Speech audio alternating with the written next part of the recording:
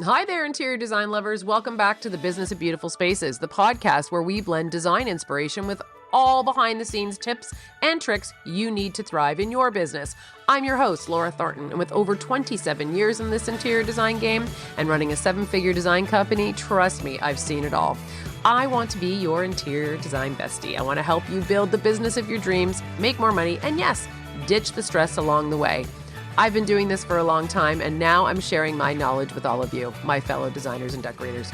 All I ask in return is that you like, review, and follow this podcast wherever you listen, so other designers can find us and learn more too. So grab a coffee, get comfy, and let's dive into making 2025 your best business year yet. Welcome back to another episode of the Business of Beautiful Spaces. I'm your host, Laura Thornton. Today, we're diving into one of my favorite win-win strategies for interior designers. It's how adding accessories, not just the furniture and fixtures, can transform not only your client's home, but also your business profit margins. If you ever looked at a finished space and just felt like something was missing, it was probably those small, thoughtful touches like the art, the lamps, the cozy blanket on the sofa, or that perfect tray on the coffee table. Accessories are the secret ingredient to creating warm, inviting homes, and they're also a secret weapon for increasing your profitability. Let's talk about why and how you can make this work for your studio. Curated accessories complete the look. We all know it, but it also is an upsell the project. So what accessories are I talking about that can take a space from nice to a wow? So these are things like artwork, wall decor, mirrors, table decor, like the bowls, the trays, the vases, the lamps, decorative lighting, books, blankets, throws, custom toss pillows, candles, decorative baskets or planters or faux plants. If that's your thing, I kill everything. It doesn't matter if it was fake. I probably wouldn't be able to keep that alive either. Clocks, sculptures, figurines, the rugs, the tableware, barware, picture frames, all those little items that turn a space from a house into a home. Now, let's be real.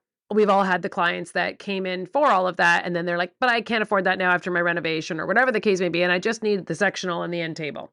And we know that it's really hard to just pick a sectional and an end table and have a wow moment from that. But the space is technically finished, but it's missing that soul, that warmth, that lived-in personality that truly makes it a home. And when it comes time for your project photos, let's be honest, it's feeling a little underwhelming. So that space doesn't just not photograph well, even though it could have been so beautiful with all those finishing touches. So here's how I approach it. When I was a smaller firm, smaller studio, and I had more time and I was doing different scale of projects, I started off adding these elements into projects I wasn't asked for. Let me explain that further. So let's say I had a client who called me and we did a renovation, or we did their drawings for a renovation, because back then I wasn't actually doing the construction end of it. And then they would want like maybe some drapery and maybe a sectional, and that was what they'd asked me for. And of course I would show them options for that. And then because I wanted to sell the whole picture, I would also, even though they didn't ask for it, I also gave them all the pretty fabrics for the custom pillows with the pricing, showed it in a rendering, or at the time it would have been more like an elevation. I added all these things into it that they didn't ask for. And I'd always preface it, I know you didn't ask it, but I want to show you what you can do in the future, maybe a phase 2. So I planted a seed that, once they saw it, 9 times out of 10, they wanted it. And 9 times out of 10, they would buy it all. So I very quickly realized that if I showed them the things that they didn't ask for, just to show how it created a whole space and a whole room, they wanted the whole space and the whole room, and the money magically was found. So these are the things that I used to do. And that was actually how I went from constantly being in this cycle of sectional sofas, ottomans, end tables, and drapes into getting full rooms. They didn't know they wanted what they didn't know they wanted until they saw it. And so that was how I approached it. Now, I'm not recommending that to everybody, but it worked for me, and isn't that great? But that was when I realized the power of suggestion and showing them what the space could be, because once they saw it, they wanted it. So I also educate my clients. I show them the side-by-side photos of what they'd asked for versus what it looked like styled. And I explain how the accessories can absolutely elevate the look. I always offer phases if I know that, this was not what was in the budget, but maybe 6 months to a year from now, when you're ready to invest more into the space, we can do phase two, and this is what you can do. So it's not something where I'm pushing more on them. I never want to be pushy, but I also want them to see what that space can look like. And I always position it as an investment. I never say the word budget.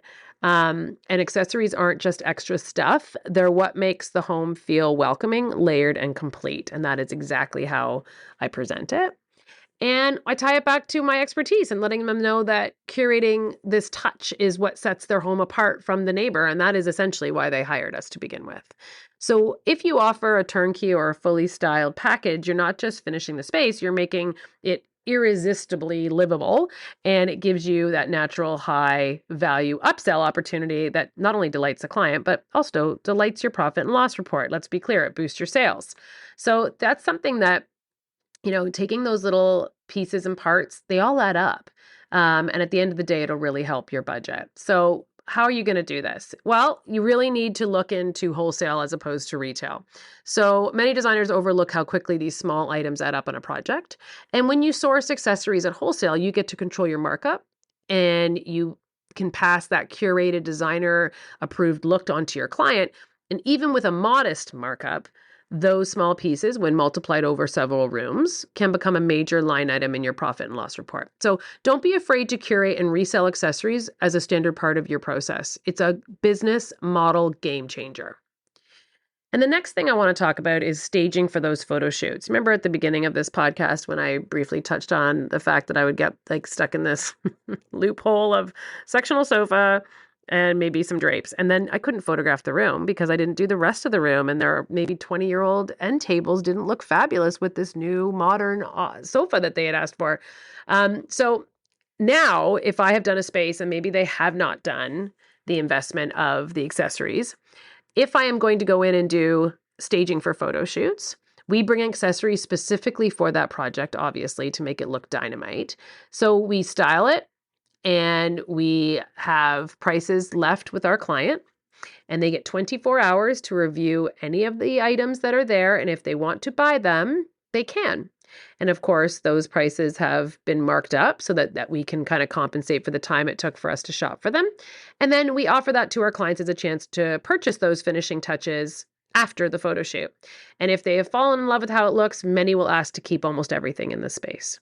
Now, you don't have to return those items, which is like a win-win. But also, you're adding value to your final invoice, and everybody loves the space. So that's a great way to use your photo shoots as a tool to help your bottom line, but also your clients will get that finished space, which ultimately means anyone coming to their home will also love it just more, love their space more, and hopefully you'll get that referral from your client. So I always present the accessories as a package or an add-on. Like I said, it can be a different phase.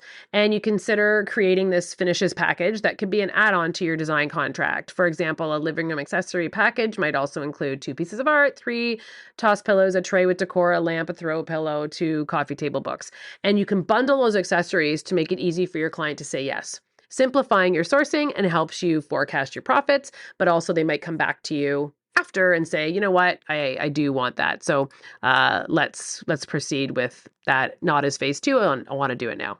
Because they don't know how much it's going to cost. So they don't want to add it in because they don't want to be afraid. But if you give it to them as a line item, they don't need to know that the art pieces were X amount of dollars and the toss cushions might have been more. They just see it as a bundle, and this is how much it's going to be. And you can already have that curated, knowing your vendors and where you can fall so that you're still being profitable and not having to shop as much. So you're doubling down on saving time and efficiency.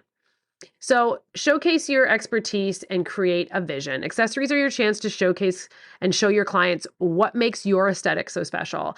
And by selecting the right finishing touches, you're demonstrating your ability to create not just beautiful, but completed, cohesive spaces. We all know we want this, and we all know we've had it in the past where you come back to do something and there's like a horrendous, God forbid, like the Home Sense special silk flower on the dining room table and you want to die. It's happened. We've all done it where you're cringing and you just want to move it. But clients who see the difference are more likely to refer you, trust your vision, invest in your recommendations, and they won't go rogue. They will call you for everything. And that's always the goal. So There's a lot of designers who now will store inventory and use e-commerce as a tool.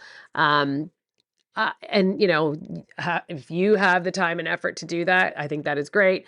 You can consider having a small inventory of your favorite accessory pieces. So here at Thornton Design, we use a lot of the same things over and over and over again in our photo shoots. And so we just bought them and we have them and we just keep bringing the same one. So if you ever go through our photos, you'll see it's the same mug in the kitchen every single time.